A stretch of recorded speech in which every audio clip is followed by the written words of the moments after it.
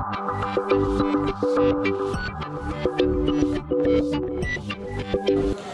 everyone, my name is Tawfiq from Tenet Technetronics. Today I'll be giving you a description about the GPIO board designed by Tenet itself. So this is a board.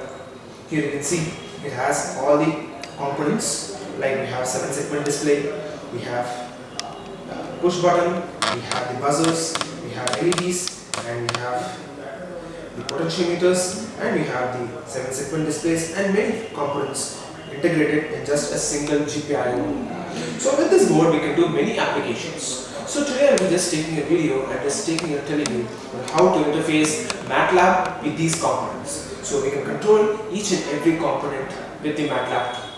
So with this component, I will be just showing you a simple demonstration of how we can integrate all the tools, that is all the components in this GPIO board with the Matlab.